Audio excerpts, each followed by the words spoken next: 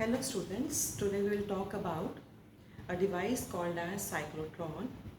This device is used to accelerate charged particles such as protons, neutrons, alpha particles, and these charged particles they are used in nuclear experiments, radioactivity, etc. The principle on which this device is based is that the charged particle is accelerated to very high energies by passing it alternately through electric and magnetic fields. The construction, let us see.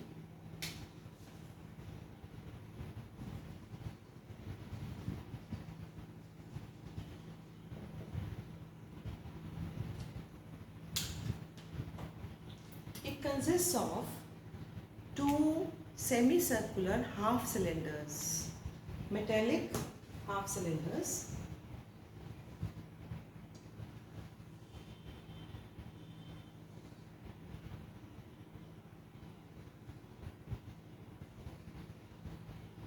These half cylinders, they are called as Ds. Instead of cylinders, we can also say they are hemispheres, and these two Ds, they are connected to a very high frequency alternating voltage.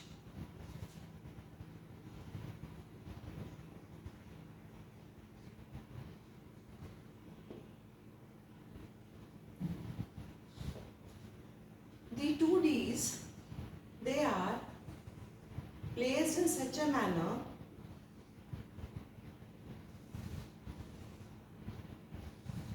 that their plane is perpendicular to a very strong magnetic field, and this magnetic field is provided by a strong electromagnet. The magnetic field is perpendicular to the plane of the Ds. Between the Ds is placed a source of charged particles. Now, here a small window is provided so that the charged particle, when it gets the highest speed, it is able to come out of this window and hit the target. Now let us see it's working. We have already seen in the last class that whenever the velocity and the magnetic field, if they are perpendicular, then the Lorentz force provides the necessary centripetal force and the particle moves in the circular path. So this is what happens here. When the high frequency alternating voltage is switched on, at that time the charged particle experiences an electric force QE. Say at the instant we start the high frequency alternating voltage, this D, let it be D1, let this be D2, D1 becomes negative and D2 becomes positive. And the charged particle, let us at this instant let it be a positively charged particle. This positively charged particle will be attracted by D1 and move inside. As it reaches inside, since the D is a metallic hollow half cylinder, so there is no electric field here. Now it will have only this Lorentz force due to the perpendicular magnetic field. This Lorentz force will provide the centripetal force and the charged particle will start moving in a circular path, and it will traverse a semicircular path and come out of the D. If at this time, when it reaches the space between the two Ds, if the polarity of the high frequency oscillator, it changes, and now D1 becomes negative, D1 becomes positive and D2 becomes negative, the charged particle will be attractive, will move into D2. Again, it will experience Lorentz force, traverse a half circle and come out here. This process will be repeated again and again whenever the polarity of the oscillator changes, and the charged particle will each time when it is between the D's, it will be accelerated by the electric field. When it is inside the D, it will traverse the circular path due to the Lorentz force, due to the magnetic field, and gain high speeds, and finally it will come out of the window and hit the target wherever we want to use the charged particle.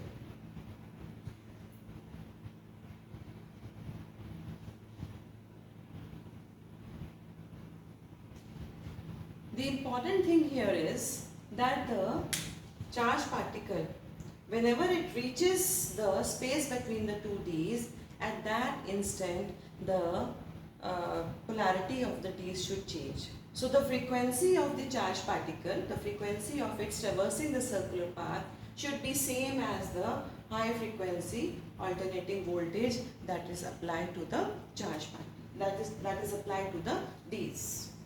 Let us see here, the centripetal force is provided by the Lorentz force. So let us cancel here one V, and R we get as R is equal to mV by qV.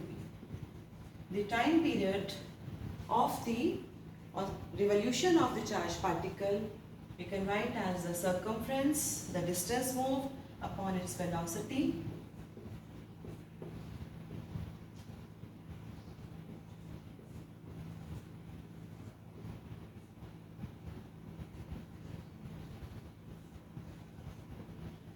This is the time period. Frequency of the particle we can write as the reciprocal of the time period. It will be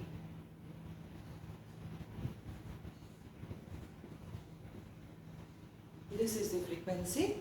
You can see the time period and frequency, they are independent of the velocity and the radius, velocity of the charged particle and radius of the orbit of the charged particle. As the particle is moving in this inside the D's, it is accelerated to very high energies, and the maximum kinetic energy we can calculate.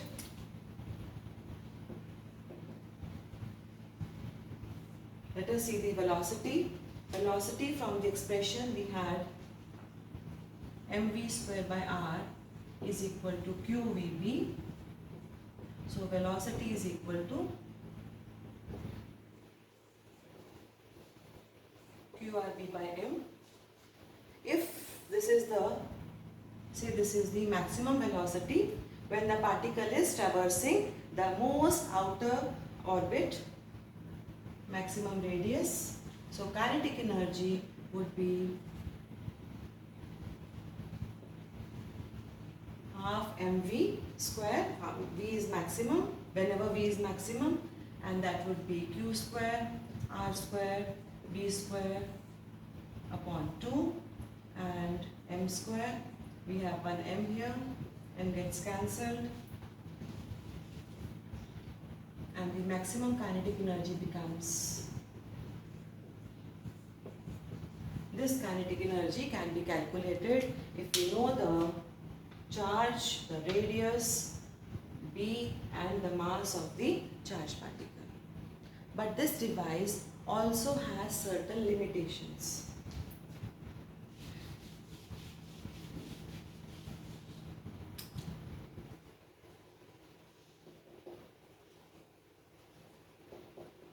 Firstly, this can't be used to accelerate neutrons or uncharged particles, because this is meant only for charged particles. We can't accelerate small particles, uncharged particles such as neutrons.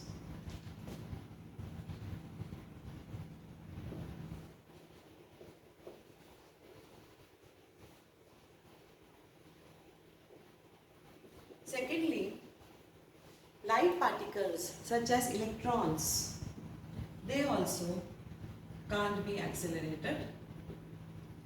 Electrons are very light particles, and the frequency, we had found that the frequency is inversely proportional to m, the mass. So more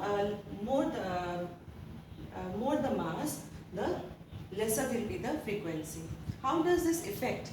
We have Einstein's mass energy relationship, that mass of the particle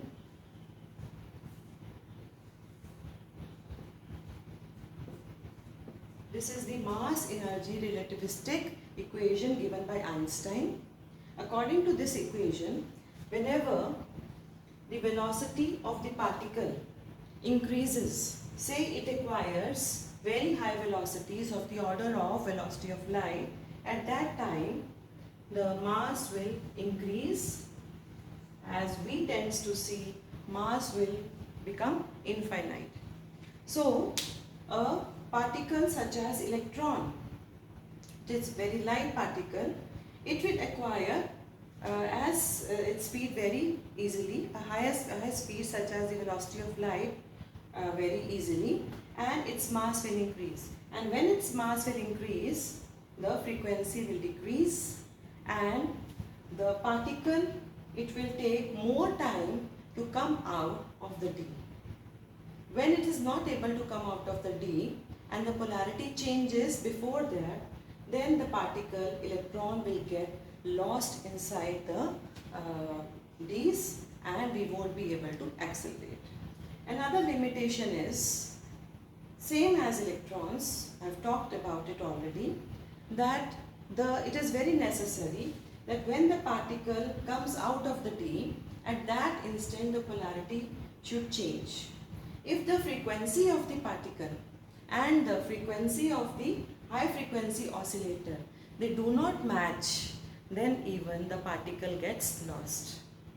This is done in a synchronous cyclotron, and there it is the frequency is changed in such a manner that in case the frequency of the charged particle changes due to any reason, due to changes in its mass, due to this relation, at that time the frequency is made to synchronize with the frequency of the charged particle, and the charged particle can be accelerated at that time. So this is all for today.